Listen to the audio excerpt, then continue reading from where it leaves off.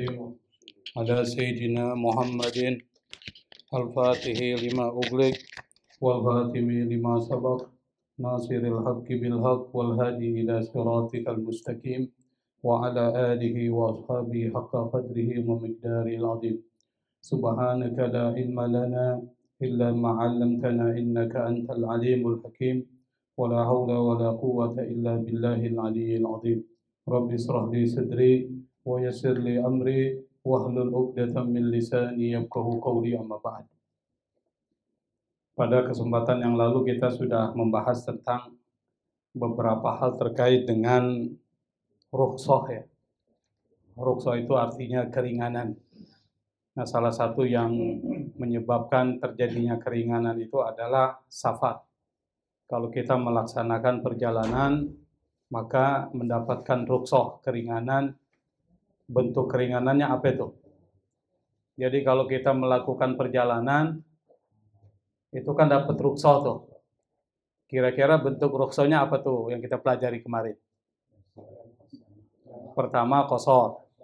Yang kedua, jama' takdim dan jama' takhir. Nah, sekarang kita akan melanjutkan salah satu penyebab keringanan yang diberikan oleh Allah Subhanahu wa Ta'ala yang disebut dengan rukhsah adalah terkait dengan marad atau penyakit. Karena di dalam hukum Islam itu ada 7 yang menyebabkan seseorang mendapatkan keringanan di dalam ibadahnya. Yang pertama adalah safar, kalau dia melakukan berpergian. Yang kedua adalah al-marad, kalau dia terkena penyakit. Yang ketiga ikrah. Ikrah itu kalau dipaksa. Kalau seorang dipaksa, kalau seandainya yang memaksa itu mengancam, maka orang tersebut nggak apa-apa melaksanakan apa yang menjadi ancaman. Kasus misalnya sahabat Nabi dulu pernah dipaksa untuk mengucapkan kalimat kufur. Nah, kalau dia ngucapin, ya nggak apa-apa, tapi hatinya tetap beriman. Itu salah satu yang menyebabkan keringanan bisa diberikan oleh Allah. Yang berikutnya adalah keringanan itu lupa. Misalnya dia puasa niat. Pagi-pagi tiba-tiba habis sholat subuh dia tidur. Pas bangun dia minum tuh. Dia lupa kalau berpuasa. Maka itu langsung boleh dilanjutkan puasanya. Karena itu yang bisa menyebabkan keringanan. Yang kelima adalah kalau dia tidak tahu, al-jahl. Dia nggak tahu ini sesuatu dilarang, dia laksanakan, maka itu dimaafkan. Lalu yang berikutnya adalah umumul balwa, sesuatu itu sudah terjadi di mana-mana seperti itu. Misalnya kalau kita jalan, becek tuh, di situ banyak kotoran, di jalan aja lah.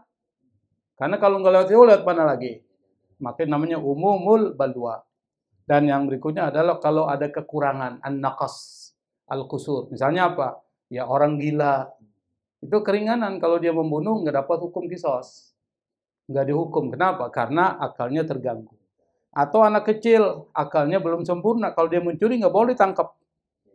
Makanya di dalam undang-undang pidana itu ada pembatasan umur anak tuh. Seorang dianggap anak kalau umur berapa? Ada yang mengatakan 18.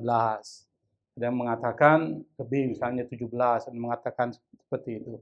Tapi batasan di dalam Islam seseorang dianggap tidak anak lagi kalau dia sudah apa? Sebelum mimpi. Sudah apa? Sudah balik. Tanda baliknya apa? Kalau laki-laki bermimpi gitu. Ihtilam. Kalau perempuan haid, bukan datang bulan, haid. datang. Masih bulan datang dia. Haid. Nah, itu tandanya supaya kita tahu ada 7 penyebab. Nah, sekarang yang dibahas adalah marad. Penyebab keringanan yang diberikan oleh Allah Subhanahu wa Ta'ala adalah sakit. Maka pembahasan berikutnya adalah sholatul maridi. Sholat itu harus bacanya dhammah itu. Nggak boleh dibaca sholata atau sholati karena dia adalah mubtada li khabarin mahdhuf atau khabar li mubtada'in mahdhuf. Maksudnya apa itu? Dia bisa mubtada, bisa khobar. Jadi kalau belajar bahasa Arab, yang perlu dipelajari itu pertama mubtada khobar dulu. Itu dalam bahasa Inggris namanya subjek, predikat, objek. SPO. Bahasa Indonesia gitu. Ini belajar ini, Pan. Mubtada khobar. Biar tahu ini kan aliyah. Mubtada khobar. Nah, ini mubtadanya hilang nih. Harusnya kan hada atau hadihi atau hadal baksu salatul marid. Atau salatul marid hadal bahas. Misalnya kan begitu. Dia bisa mubtada li khabarin mahdhuf, mubtada khabarnya hilang. Atau dia khabar mubtadanya hilang. Salatul maridi dibacanya gitu. Jumlahnya jumlah mudhaf mudhaf ilaih atau idhofiyah. At-ta'rifu, ta'rif itu artinya definisi, pengertian. Dari arrafa yu'arrifu ta'rif. Wazannya adalah fa'ala yufa'ilu taf'il. Jadi belajar dikit-dikit lah sorofnya supaya ngerti. Nanti yang mau melanjutkan pembahasan bahasa Arab ya tinggal dikembangin aja. Ajma'al fuqaha'u ala annal marida mukhatabun bi'ada'is salati. Ajma'a ini adalah fi'il madhi itu. Awalnya jama'a mengumpulkan, kemasukan hamzah ajma'a. Kalau fi'il mudhari'nya apa tuh? Yujmi'u. Kalau masdarnya ijma'. Tuh, maka muncullah istilah ijma'. Ajma'al fuqaha'u. Kalau ada fi'il harus ada fa'il. Fa'il itu namanya subjek dalam bahasa Indonesia. Sepakat. Siapa yang sepakat? Nah, itu fa'il udah itu. Fuqaha'u. Fuqaha itu jamak dari faqihun, faqih. Faqihun itu dari kata faqaha. Faquha artinya memahami. Orang yang memahami namanya faqih. Jamaknya fuqaha. Maka kita udah bilang fuqaha sudah. Itu maksudnya ahli fikih. Yang dimaksud ahli fikih di sini adalah ya salah satunya ulama mazhab itu. Para ahli fikih sepakat. Nah, kalau diartikannya begitu. Kalau dalam bahasa Indonesia kan subjek, predikat, objek. Maka diartikan para ahli fikih sepakat. Sepakat apa? Ala annal maridha. Kalau ada ajma'a, temannya ala itu. Nggak boleh enggak itu. Di temannya itu. Ajma'al fuqahau ala. Selalu begitu. Para ahli fikih sepakat. Sepakatnya apa? Annal maridha. Kalau ada anna harus fathah. Annal maridha. Mansub bil fathah. Apa contohnya? Di dalam Al-Quran banyak tuh. Innal insa. Nah tuh. Nggak boleh baca innal insanu. Karena ada inna. Inna dan anak sama nih temenan. Annal maridha. Orang yang sakit, marid. Kalau penyakitnya marad. Kalau orang yang sakit, marid. Tapi kalau bahasa Inggris, married itu apa tuh? Kawin. Beda kan? Di sini sakit nih. Kalau married di Inggris, enak. Kalau married di Arab, nggak enak. Nggak enak kalau married di Arab itu, sakit itu. Ala annal maridha, orang sakit itu, mukhatabun, tetap terkena khitab. Maksudnya perintah kena, nggak ada alasan gitu. Oh, gue sakit nih, berarti nggak wajib sholat? Enggak, tetap sholat. Maksudnya begitu. Itu sepakat para ahli fikih. Mukhatabun dengan apa? Biada is-salati, tetap dia terkena khitab, perintah untuk menunaikan. Ada itu menunaikan, tunai. Kalau tidak adaan, lawannya apa? Adaan misalnya saya sholat maghrib di waktu maghrib, itu adaan tuh. Kalau saya sholat maghrib di waktu isya, namanya apa? Qadha, qadha. Nah ini adaan bi ada is-salati, melaksanakan sholat, menunaikan sholat di saat itu. Wa annahu yaskutu anhu fardul qiyami. Dan yaskutu sakoto itu artinya jatuh, gugur. Gugur apa? Anhu karena sakit. Apa yang gugur? Fardul qiyami. Kewajiban berdiri. Jadi di dalam sholat itu ada rukun. Rukun sholat itu ada berapa sih? 13. Mazhab Syafi'i 13. Yang pertama, niat. Yang kedua, berdiri. 3, takbiratul ihram. Keempat, Baca Fatihah. Kelima, ruku dulu, ruku, iktidal, sujud. Itu salah satu bagian dari fardu. Nah, termasuk yang wajib atau rukun sholat itu qiyam, berdiri. Al-qiyamu lil qadiri alaih. Qiyam berdiri bagi yang mampu. Nah, karena ini ada penyakitnya, orang tersebut dia nggak mampu berdiri, maka yaskutu anhu fardul qiyami. Jatuh gugur kewajiban berdiri bagi orang yang sakit, yang memang tidak mampu berdiri, itu keguguran kewajibannya menjadi gugur. Apa? Rukun qiyamnya menjadi gugur. Jadi kalau orang sholat sakit dia nggak bisa berdiri, maka dia duduk. Nggak bisa duduk, rebahan.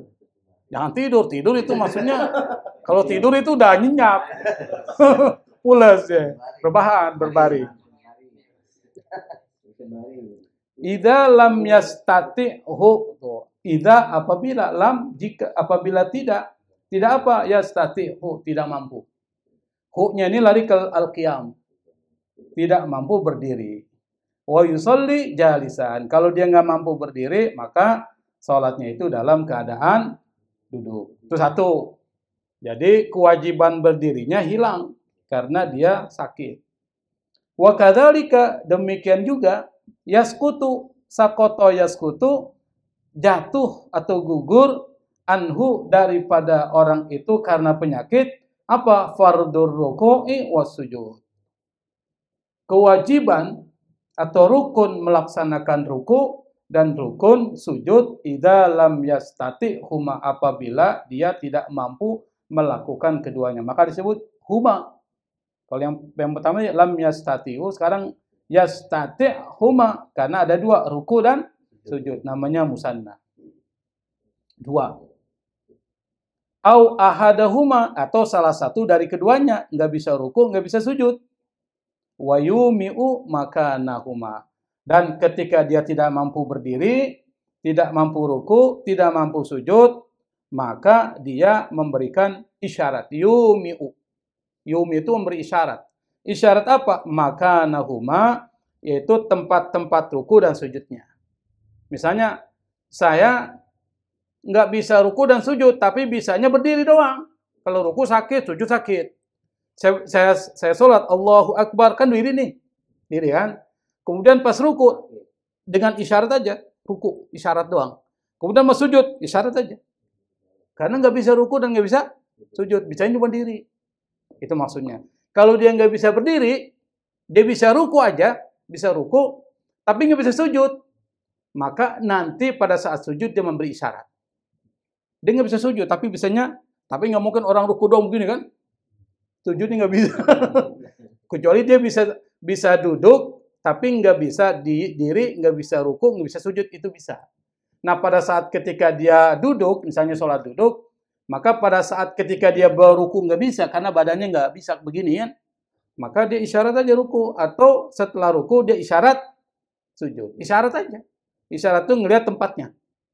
Lihat ke tempat sujud tersebut.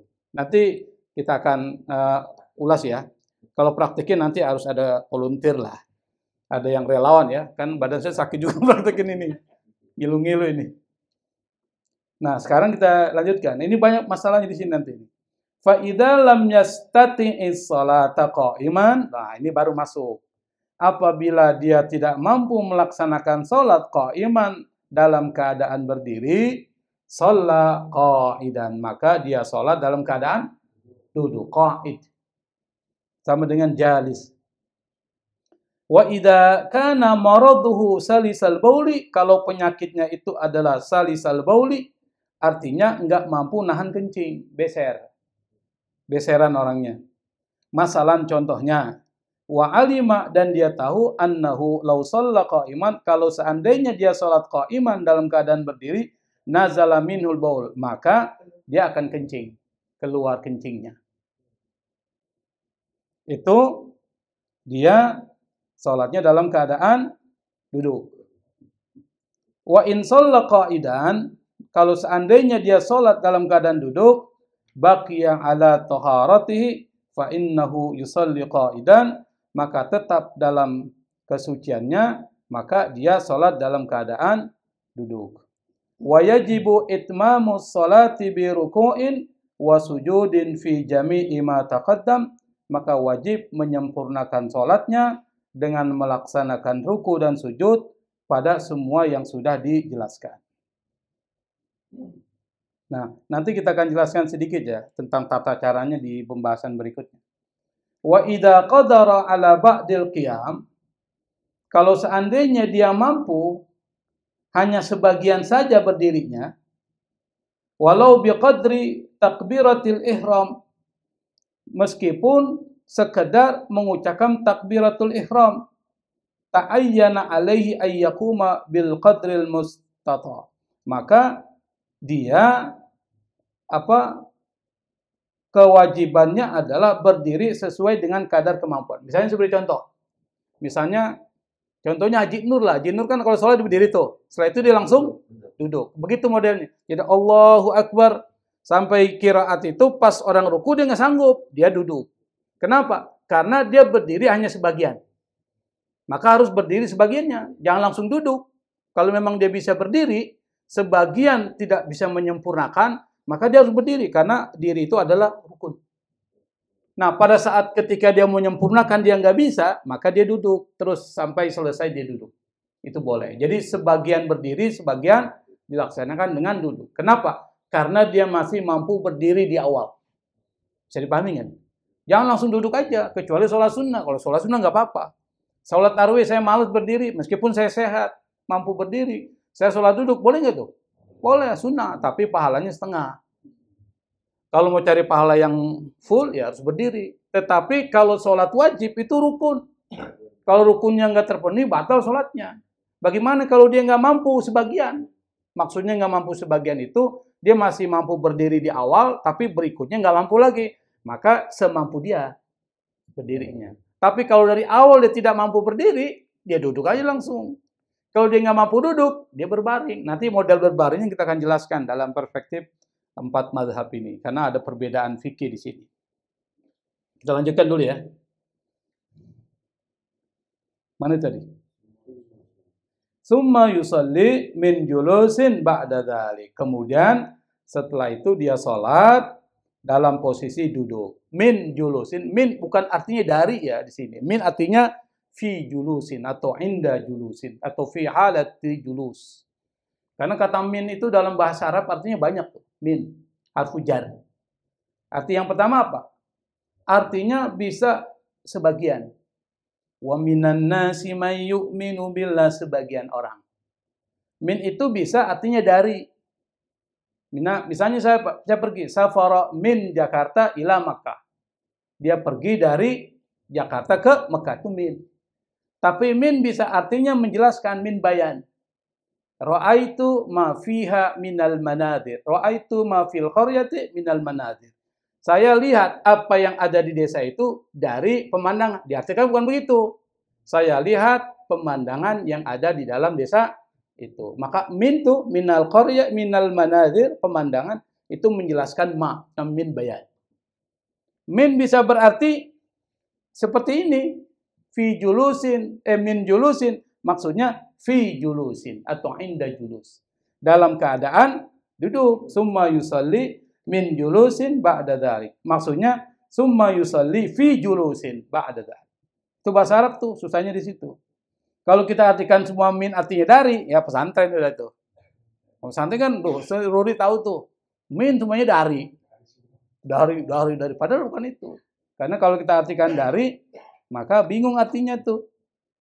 Kemudian dia sholat dari duduk. Bagaimana maksudnya? Nggak enak kan?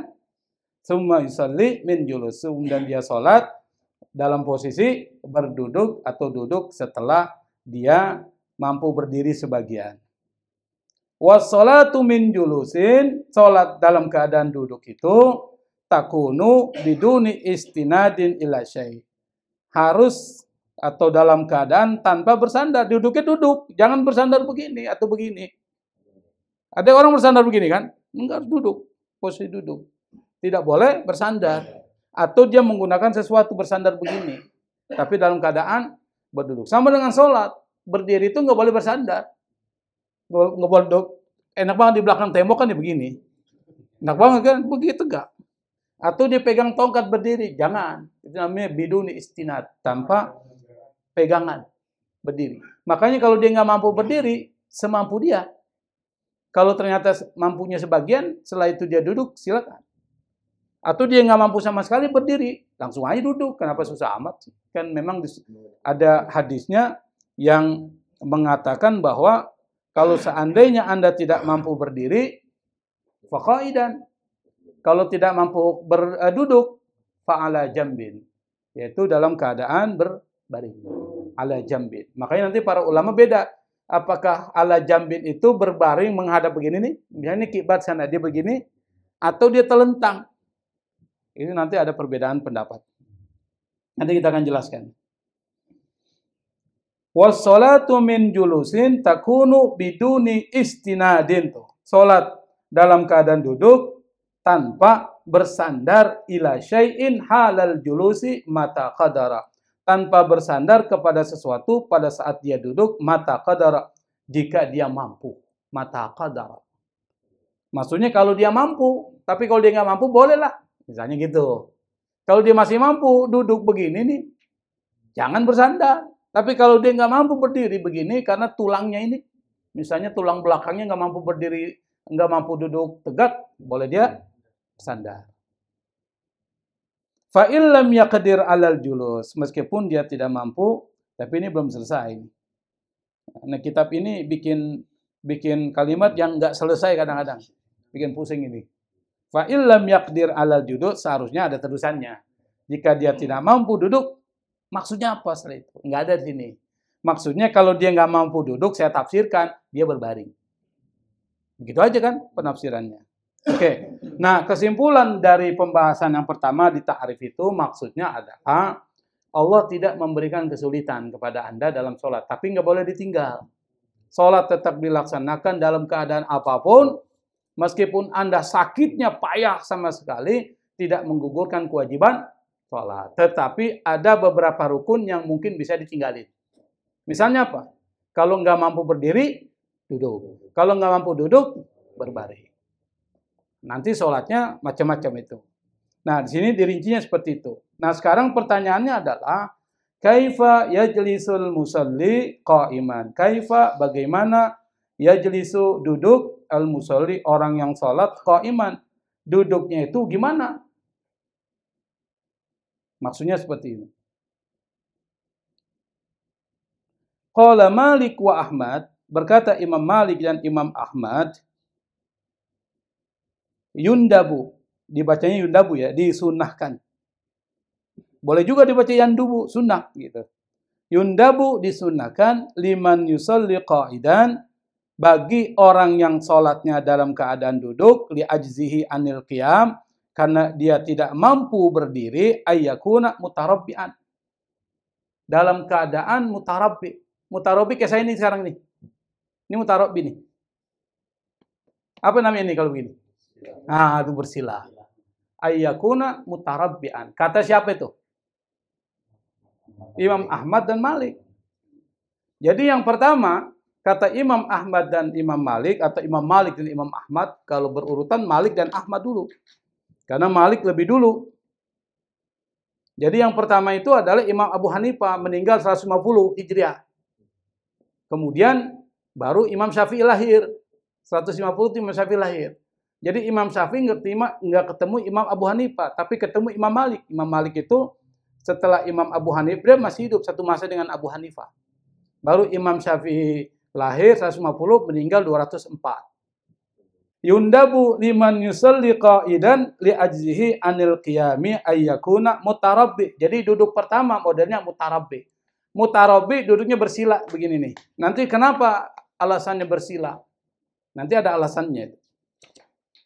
Qala Abu Hanifah, Abu Hanifah berkata, lahu bagi dia orang yang tidak mampu berdiri dan sholatnya duduk, ayyajlisa waqtal qiraati warruku'i kaifa syaa. Dia duduk pada saat membaca Al-Qur'an dan pada saat ketika ruku kaifasya, terserah dia duduknya mau apa aja.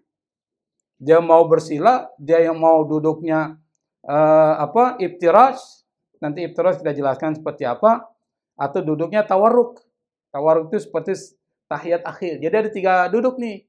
Tarbi atau tarabu, yang kedua iftirash, yang ketiga tawarruk. Itu di dalam fikih disebutkan. Wal afdalu ayyakuna, yang afdal kata Abu Hanifah, duduknya gimana? Ala hayatil mutasyahidi, duduk dalam keadaan tasyahud. Maksudnya apa? Duduk dalam keadaan iftirash, tasyahud awal. Bukan tasyahud akhir ya, tasyahud awal.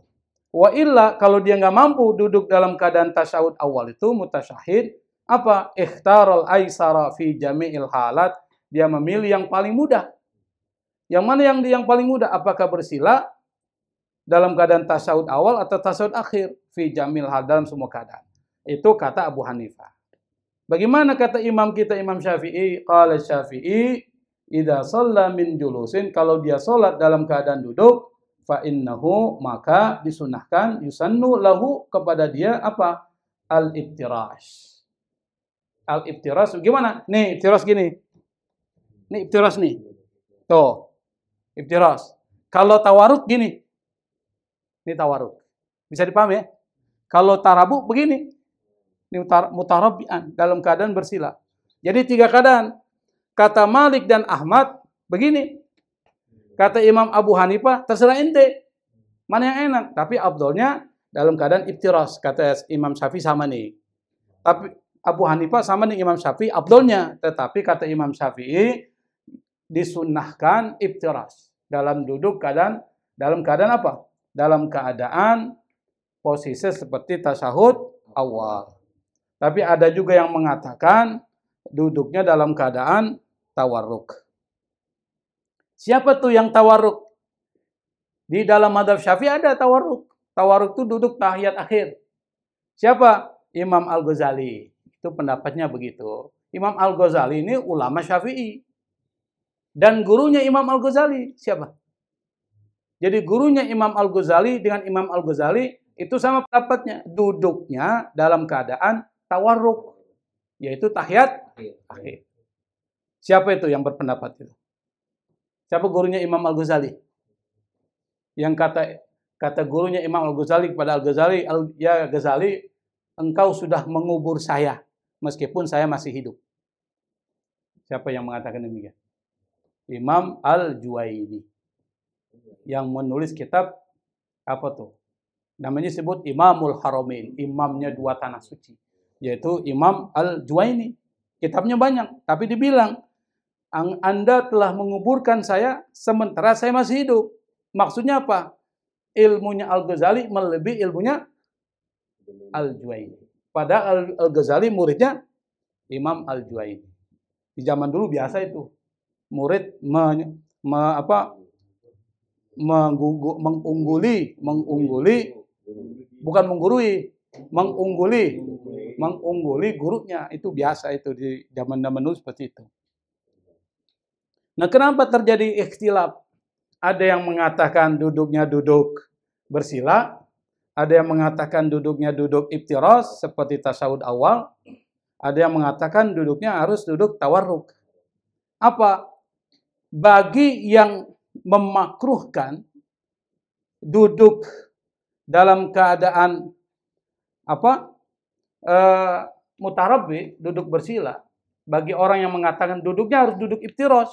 Iftirash itu duduk tasyahud awal. Dia mengatakan duduk seperti bersila ini bukan duduk ibadah. Duduk saya ini bukan duduk ibadah nih. Duduk apa nih? Duduk santai, namanya duduk kebiasaan. Ada nggak orang kalau bertamu duduknya begini kayak orang tasyahud awal? Nggak ada, duduknya begini. Ini namanya duduk kebiasaan. Maka itu nggak boleh dalam sholat. Itu alasannya. Harus duduk dalam keadaan jalsatul ibadah. Duduk ibadah apa itu? Iftirash dan tawarruk. Tapi katanya mengatakan harus duduk bersila. Duduk itu pengganti berdiri. Harus berbeda dengan apa yang ada dalam sholat. Harusnya harus dalam keadaan mutarabbi. Tuh, lihat perdebatannya antara mereka para ulama. Tapi ada nggak dalilnya? Nggak ada dalil. Nggak enak. Itu namanya ijtihad. Interpretasi. Interpretasi boleh. Ini nggak ada dalilnya. Memang nggak ada dalilnya. Makanya dia ribut.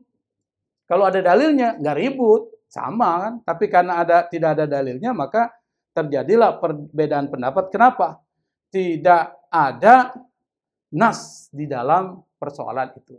Nah, pertanyaan kedua, apakah kewajiban berdiri karena memang dia nggak mampu berdiri, atau karena dia sulit berdiri? Beda nggak sih? Dia nggak mampu berdiri karena lumpuh, atau dia memang tidak sulit untuk berdiri karena ada penyakitnya. Mana yang benar? Nah, itu ikhtilaf para ulama mazhab.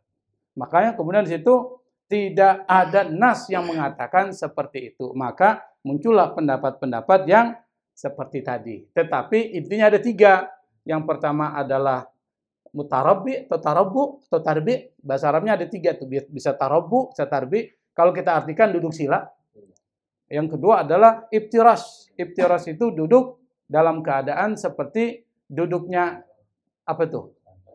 tasyahud awal. Yang ketiga adalah duduk dalam keadaan kaki disilangkan ke kaki kanan. Namanya tawarruk. Tawarruk. Tasyahud akhir. Terjadi perbedaan pendapat dalam persoalan itu karena yang pertama terkait dengan persoalan duduk kebiasaan dan duduk ibadah. Kata Imam Syafi'i dan imam lain selain Imam Malik, kata Imam Syafi'i ya, itu harus duduknya duduk ibadah, bukan duduk kebiasaan. Kata Imam Malik dan Imam Ahmad, karena duduk itu pengganti qiyam, maka harus berbeda. Bukan lagi jalsatul ibadah, tapi jalsatul adah. Duduk kebiasaan, begini. Makanya kalau ada orang sholat begini, boleh nggak? Begini deh. Boleh. Tapi menurut mazhab Syafi'i sunnahnya yang mana? Iftirash. Kalau di Asia begini aja malas iftirash, kaki sakit, ketekuk juga kan? Iftirash ketekuk nih. Nah, begini aja lah. Kita dalam keadaan tarabu, ya nggak apa-apa. Kalau saya berpendapat selama masih bisa iftirash. Tapi kalau udah nggak mampu iftirash, yang lain aja nggak apa-apa. Buktinya kalau nggak mampu duduk bisa berbaring. Intinya itu. Bisa dipahami ya? Jadi yang menjadi dasarnya adalah karena persoalan duduknya duduk kebiasaan atau duduk ibadah. Itu perbedaan pendapat. Dan itu dijelaskan dalam kitab Bidayatul Mujtahid itu. Dan kitab ini nih yang ditulis oleh siapa? Abdul Hakim Muhammadah. Bukan Abdul Hakim Poida, bukan. Ya Abdul Hakim Poida. Hamada ini. Makanya Abdul Hakim Poida nggak dapat air minum. Bukan saya. Ini hampir sama mengutip, saya cek, ternyata sama dengan kitab Bidayatul Mujtahid. Kata-katanya sama, kan gila ini. Cuma sebagian aja. Artinya apa? Ini plagiasi juga kan? Dia mencontek juga, jadi nggak membahasakan sama persis bahasanya, tapi ketika membicarakan tentang persoalan ini dia berbeda ini. Ketika rincian pendapat ulamanya berbeda, tapi awal-awal mulanya hampir sama. Nah, sekarang kita lihat nih. Qala Syafi'i, kata Imam Syafi'i, idza shalla min julusin, kalau dia salat min fi julusin atau inda julusin, fa innahu yusannu lahul iftirashu illa fi halatain. Sunnah bagi dia duduk iftirash. Duduk tasyahud awal illa fi halatain, kecuali dalam kedua keadaan. Apa? Yang pertama, halatu sujudihi, pada saat sujud. Ya tentulah karena dia nggak mungkin duduk kan. Pada saat duduk, fayajibu, maka wajib wad'u butuni asabi'il qadamaini alal ardi. Maka wajib dia meletakkan bagian dalam dari jari jemari kedua kakinya di atas tanah. Jadi harus ditekan tuh. Di sini nih, bagian ini nih. Ini bagian ini nih. Apa ini bagian dalam ya? Nah, ini kena tanah ini, ketekan. Jadi nggak boleh begini. Kalau saya contohkan, misalnya dia begini ketekuk nih. Bisa lihat nggak nih? Begini dia. Jadi bagian kaki ini nih begini, tuh. Tuh. Itu maksudnya. Tidak boleh dilurus begini, kan ada yang begini orang duduk. Banyak tuh. Dia harus menyentuh bagian dalam ke tanah. Yang kedua, halatul julus di tasyahudil akhir. Kalau tasyahud akhir, duduknya jangan tasyahud awal. Pada saat tasyahud akhir, bagi orang yang sholat duduk, posisinya kaki kanan, dia punya seperti orang tasyahud akhir lah contohnya. Kaki kiri dia harus berada di bawah kaki kanan. Seperti ini. Tuh. Kalau sudah tasyahud akhir, maka posisinya begini. Kalau dia pertamanya begini, tuh. Kakinya yang bagian dalam menyentuh tanah. Begini nih. Nah, kalau udah tasyahud akhir, berarti posisinya begini. Pernah ada yang sholat duduk nggak sih? Pernah kan? Nah, pada saat ketika Anda sujud, itu sujudnya pada saat Anda rukunya harus kena seperti ini, dengan lutut berbarengan begitu. Jadi gimana contohnya? Dia seperti pas gitu, Bang, jangan begini doang. Tapi gini, terus sampai rata dengan lutut. Kalau dia masih mampu, kalau dia nggak bisa karena ini, ya boleh, dia bisa pakai isyarat aja, nggak ada masalah. Tapi pada saat sujud seperti orang sujud, kecuali dia tidak mampu melaksanakan sujud. Itu yang pertama ya, sifat duduk. Nah, sekarang masuk ke pembahasan berikutnya. Ajzun anir ruku'i was sujud. Ini bisa dibaca ajiza atau ajaza, bisa dibaca ajzun. Karena di sini nggak dijelasin. Harusnya kan idza ajaza anir ruku'i was sujudi faqala al-jumhur. Harusnya kan gitu. Apabila dia tidak mampu ruku dan sujud, maka kan harusnya begitu. Tapi enggak, disingkat aja. Kita bacanya ajzun anir ruku'i was sujud. Tidak mampu ruku dan sujud. Gimana? Qala al-jumhur, berkata ulama, mayoritas ulama, idza ajiza atau ajaza, boleh dibaca dua, anir ruku'i was sujudi. Kalau dia ajaza, ajaza itu orang lemah. Maka nenek-nenek disebut dengan ajuz. Ajuz tuh, artinya orang udah lemah, udah jalannya setengah mati. Apa? Loyo. Idza ajaza, apabila dia tidak mampu anir ruku'i, melakukan ruku, was sujudi, melaksanakan sujud, au an ahadihima, atau salah satu dari keduanya, tidak mampu ruku atau tidak mampu sujud, shalla bil ima'i, maka dia sholat dengan isyarat ima. Ima itu isyarat mata.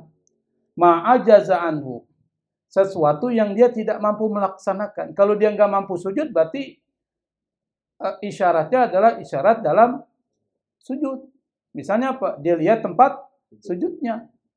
Fa in qadara 'alal qiyami wa sujud, kalau dia mampu berdiri dan sujud, wa ajiza anir ruku'i faqat, tapi nggak mampu ruku. Nah, gimana itu? Dia berdiri, dia nggak bisa ruku karena ini, tapi dia mampu sujud. Fa innahu yajibu alaihi, maka wajib bagi dia ayyaquma lil ihrami wal qiraah, dia wajib takbiratul ihram karena rukun tuh. Takbiratul ihram Allahu akbar, itu rukun. Nah, baca takbiratul ihram jangan Allah, jangan, tapi Allahu akbar. Wal qiraah, baca Al-Fatihah rukun, maka dia wajib berdiri di situ membaca Al-Fatihah dan takbiratul ihram. Karena rukunya dia nggak sanggup, yumi uli ruku, kasih kode aja ruku. Setelah kasih kode ruku, langsung kemudian summa yasjud, kemudian dia sujud. Jadi kalau dia nggak mampu ruku, kasih kode. Habis Fatihah dia baca surat, kasih kode tuh. Ruku dia baca tasbih ruku, setelah itu langsung dia sujud. Karena dia mampu sujud. Mantap itu. Wa in qadara 'alal qiyami, kalau dia mampu berdiri, ma'al ajzi anir ruku'i wa sujud, tetapi tidak mampu ruku dan sujud. Ma'a ini artinya bukan bersama, tetapi. Nah, kita kan sering tuh kalau ada ma'a artinya bersama. Padahal arti ma'a itu macam-macam. Kadang-kala kita artinya ma'a itu meskipun. Ma'annahu, meskipun dia. Makanya orang kebingungan tuh waktu nerjemahan teks, karena dia nggak ngerti arti ma'a yang dia tahu cuma artinya bersama. Ketika menerbitkan teks, dia bingung nih, maksudnya apa nih? Padahal itu maksudnya meskipun. Misalnya seperti contoh, darasa, misalnya, yadrusu Ahmad al-lughat al-arabiyyah ma'annahu ajizun anil qiraah, misalnya. Si Ahmad belajar bahasa Arab, ma'annahu, meskipun dia ajizun, tidak mampu, anil qiraah, tidak mampu membaca. Itu ma'annahu, bukan bersama dia. Kan nggak boleh, nggak bisa. Kenapa? Karena artinya nggak pas. Ma'an itu artinya meskipun. Nah, di sini artinya ma'al ajzi, tetapi dia tidak mampu ruku dan sujud. Apa yang terjadi? Dia mampu berdiri. Sujud sama ruku dia nggak bisa. Ruku atau sujud nggak bisa. Kabbara lil ihram, dia takbiratul ihram, mengucapkan Allahu Akbar, wa qara'a qa'iman, lalu membaca surat Al-Fatihah dalam keadaan berdiri, summa auma'a lirruku'i, kemudian dia memberikan isyarat min qiyamin, dari posisi dirinya, isyaratnya apa? Ruku dan sujud. Bisa dipahami nih? Begini, summa auma'a lirruku'i min qiyamin, kemudian dia memberikan isyarat melaksanakan ruku pada saat posisinya berdiri. Jadi pada saat dia berdiri, dia mau ruku nih, ya kan? Isyaratnya aja kasih. Kan dia nggak bisa sujud nih. Berarti nggak mungkin dia sujud. Apakah dia memberikan tanda pada saat ketika dia berdiri? Di sini nggak disebutkan. Di sini disebutkan waliyas juda, lalu kemudian dia apa? Sujud min julusin, memberikan isyarat untuk melaksanakan sujud dalam posisi dia dalam keadaan duduk. Jadi setelah dia memberi isyarat ruku berdiri, langsung dia duduk.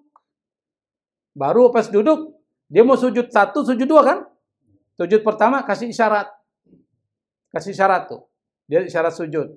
Setelah itu habis sujud pertama apa sih? Duduk di antara dua sujud. Lalu dia baca doa. Setelah itu dia sujud kedua. Sujud kedua itu kasih apa lagi? Isyarat. Setelah itu naik lagi. Karena dia mampu berdiri. Setelah itu dia mau ruku, kasih isyarat lagi. Setelah kasih isyarat, dia langsung turun lagi duduk tuh. Lalu dia mau sujud, kasih isyarat. Jangan sujud, nggak mampu sujud. Setelah itu dia baca apa lagi tuh? Tasyahud, bukan tasyahud. Duduk di antara dua sujud. Apa sih namanya itu? Duduk di antara dua sujud? Bukan, duduk di antara dua sujud namanya apa? Yaitu kan jalsa baina sajidatain, duduk antara sujud, lalu kemudian kasih isyarat sujud. Setelah itu baca tasyahud awal. Jadi caranya gitu. Bisa dipahami nggak? Nanti kalau ngalamin sakitnya begitu, pasti bisa. Mau didoain nggak supaya sakit gitu? Nah kalau sakit begitu, kena itu nanti tuh. Jadi caranya begitu. Tapi alhamdulillah kita nggak ngalamin kan. Kalau seandainya nggak bisa ruku dan sujud, bisanya diri dan duduk. Nah itu baru. Kalau dia masih bisa berdiri, diri dulu. Nggak bisa ruku, kasih isyarat ruku. Lalu dia duduk, lalu sujud, kasih isyarat sujud. Kemudian kembali duduk di antara dua sujud, baca doa. Lalu kemudian kasih isyarat sujud lagi, baca doa, tasbih kan. Setelah itu bangun lagi. Itu caranya seperti itu. Di dalam fikih. Kadang-kadang kita nggak tahu tuh. Kalau nggak dijelasin. Saya juga nggak tahu kan. Pas saya baca ini baru saya paham. Hah? Apa itu? Dia duduk. Boleh, nggak apa-apa. Tapi kalau seandainya, iya bagusnya pakai bangku supaya dia nggak capek. Nantilah kalau Bang Hakim ketua DKM-nya, Musola At-Taqwa.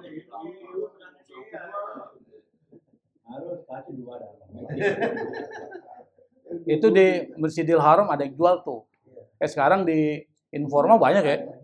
Informa apa aja ada. Tempat duduk yang begini aja ada kok. Geser.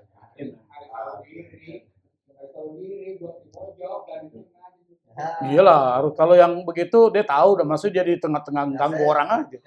Dia pinggir dia.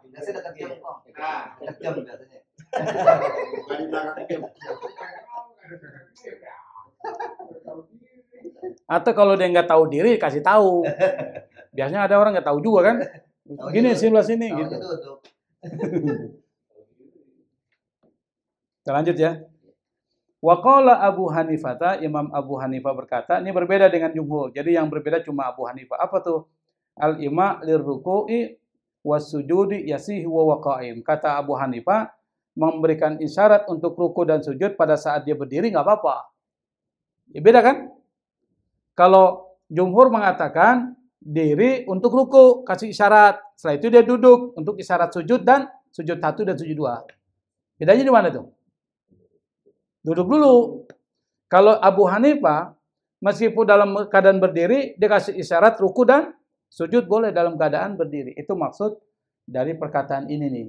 Al-ima'u lirruku'i was-sujudi yasihu wa huwa qa'imun. Memberikan isyarat untuk melakukan ruku dan sujud sah wa huwa qa'im, sementara dia dalam keadaan berdiri. Wa yasihu, dan sah juga wa huwa jalisun, sementara dia dalam keadaan duduk. Jadi duduknya sah. Walakin al-ima'u wa huwa jalisun afdal. Tetapi memberikan isyarat sementara dia duduk itu lebih bagus. Kata Abu Hanifah. Kalau duduk lebih bagus katanya. Berarti ya hampir sama juga dengan jumhur. Modelnya sama. Al-khulasah, perbedaan kita jelaskan dulu lah sini. Nah, sekarang bagaimana kalau seandainya posisinya itu dia nggak bisa berdiri, nggak bisa duduk. Yang kedua, dia hanya bisa berbaring. Nabi mengatakan fa'ala jambin. Nah, di dalam berbaring itu ada beberapa sifat ya. Berbaring itu ada berbaring tidur meletakkan lambung nih di sebelah kanan jadi menghadap kiblat. Kiblatnya mana nih, Ji? Di sini ya, berarti tidurnya begini. Sebelah kanan itu meletakkan begini seperti orang berbaring begini nih. Caranya. Itu yang pertama itu. Itu pendapat Imam Syafi'i. Jadi Imam Syafi'i, Imam Malik, Imam Ahmad bin Hambal, 3 ulama mazhab ini, mereka mengatakan tidurnya itu bukan tidur celentang. Tapi tidurnya berbaring, wajah menghadap kiblat. Seperti orang meninggal tuh. Orang meninggal kan begitu baringnya tuh. Bukan berbaring begini ya. Tapi berbaring wajah menghadap kiblat. Tapi ada juga mengatakan tidur sesuai dengan kehendaknya. Maksudnya posisi berbaring sesuai dengan kehendak dia. Bisanya gimana? Kalau berbaring begitu bisa. Atau sebelah kiri misalnya, lambung kiri. Ada orang nggak bisa lambung kanan kan? Boleh ke lambung kiri. Dia nggak bisa lambung kanan, lambung kiri. Bisa celentang. Tapi jangan tengkurap. Kalau tengkurap setengah mati Allah Akbarnya tuh. Tengkurap. Makanya di fikih itu nggak disebutin tengkurap tuh. Kenapa? Dia bingung bagaimana angkat tangannya. Masa angkat tangan begini loh. Tapi yang ketiga adalah tidur celentang. Itu mazhab Hanafi. Tidur celentang itu tidur gimana? Gini ya. Nah, kalau tidur celentang, kalau dia kiblatnya sini, kakinya menghadap sana itu. Kakinya menjulur ke kiblat. Jadi bukan mukanya, tapi kaki. Nah, disunahkan juga pakai bantal supaya dia punya kepalanya ini tidak ngelihat ke langit, tapi ngelihatnya ke depan kiblat, begitu. Jadi harus kasih bantal atau sesuatu yang bisa mengganjal kepalanya. Jadi kakinya mustalqiyan ilal kiblah. Jadi kakinya itu celentang menghadap ke kiblat. Jadi bukan posisi seperti kita begini. Kalau begini kan nggak menghadap kiblat nih kalau celentang. Kalau begini berbaring begini menghadap sini, wajah menghadap ke sana kiblat. Jadi ada 3 model. Tip model sebenarnya ada 2 model kalau di yang pertama adalah lambung sebelah kanan berbaring dengan meletakkan lambung sebelah kanan, wajah menghadap kiblat. Itu pendapat jumhur ulama. Termasuk mazhab kita, mazhab Syafi'i. Yang kedua, tidur celentang menjulurkan kaki menghadap Ka'bah. Itu pendapat dari Abu Hanifah. Saya pikir sampai sini dulu ya. Karena tuan rumahnya udah ngantuk saya lihat. Khawatir nanti. Masih segar ya? Masalahnya kalau udah ngantuk ini nggak bisa lanjut ini. Udah jam 9 ini. Saya pikir untuk pembahasan tentang Sholatul Marid kita anggap selesai ya. Kalau ada yang ingin dipertanyakan ya silakan, tapi insya Allah pertemuan 2 minggu yang akan datang kita akan membahas tentang mufsidatus sholat. Ini banyak hal ini. Ternyata fikih ini banyak banget masalah-masalah yang kita nggak tahu. Misalnya terkait dengan persoalan apakah orang yang mimisan itu membatalkan sholat atau tidak. Itu dibahas di sini juga. Insya Allah 2 minggu yang akan datang kita akan bahas hal-hal yang kita sering hadapi bersama. Mudah-mudahan kita bisa memahami dengan baik fikih mazhab kita dan juga mazhab-mazhab lain supaya pikiran kita mungkin lebih luas. Saya pikir itu. Terima kasih. Wallahul musta'an. Assalamualaikum warahmatullahi wabarakatuh.